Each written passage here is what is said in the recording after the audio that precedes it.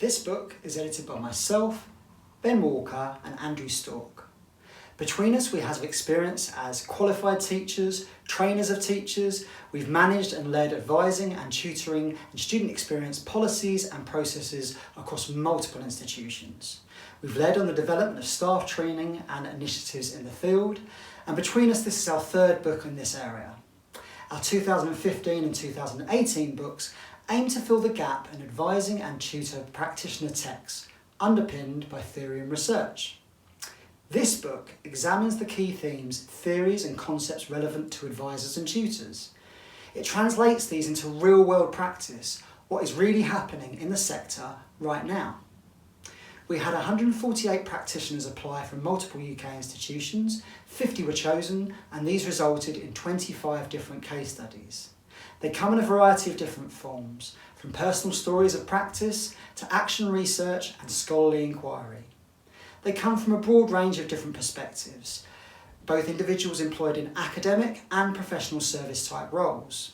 And we feel they really bring to life the key themes of our previous books. They contain a number of unique features, such as advancing particular areas of advising and tutoring, such as a whole of institution approach. The part that I particularly enjoyed being involved with was the themes table, which occurs at the beginning and the beginning of each case study, which gives you the themes of that case study as to how they are relevant to you, meaning that as a reader you can identify what it is that you want to get from the book. We feel this is an important and timely book, as the sector continues to respond to the impact of the pandemic and builds towards the future. Research into and support for advising and tutoring has received sporadic attention over the past 15 to 20 years. This addresses that and the particular absence in studies which evidence the impact of advising and tutoring practice. In the wider higher education environment, advisors and tutors are very important, but we feel they often struggle for attention, and that clarity and support is needed for advisors and tutors, for those that coordinate them and those that write policy about them. This aims to meet that need. Thank you very much, Dave. My name is Ben Walker. I'm a Senior Lecturer in Educational Development at Oxford Brookes University, and I'm one of the editors alongside Dave and Andy Stork of the Higher Education, Personal Tutors and Advisors Companion.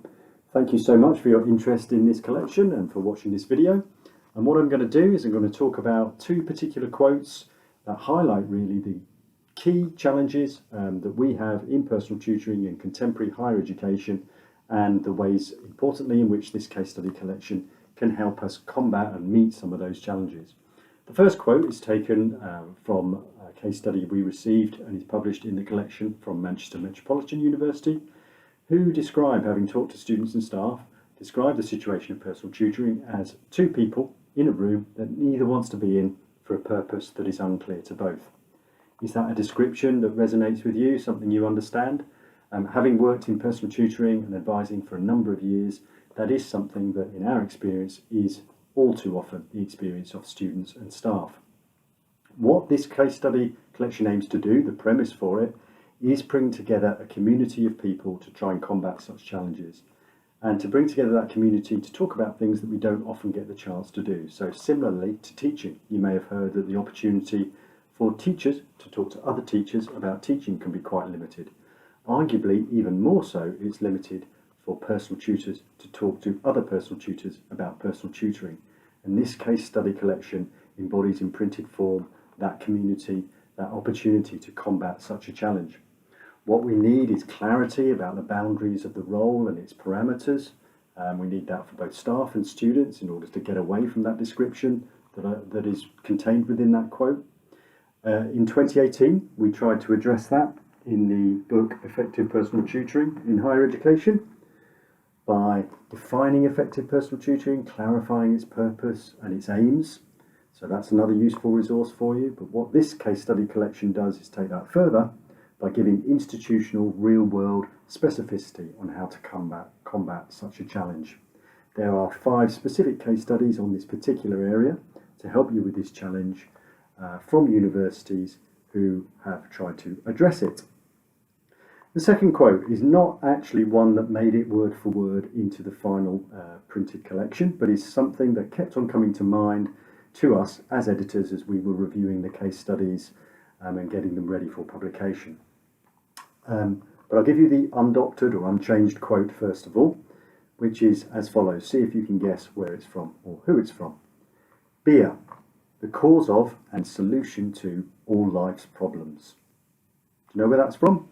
Well, some of you may recognise it coming from the mouth of Homer Simpson, but we've doctored the quote slightly for the purposes of our field to say personal tutoring, the cause of and solution to all life's problems.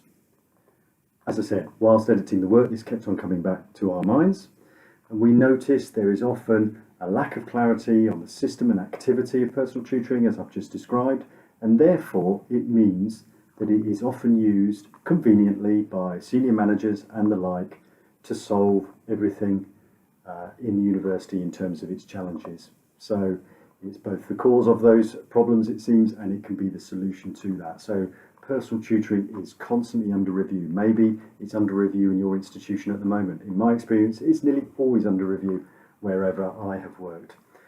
So the key question has to be, how do you review effectively in terms of process, activity and structures? How can you do that effectively for the student experience in order for them to receive the support that they need?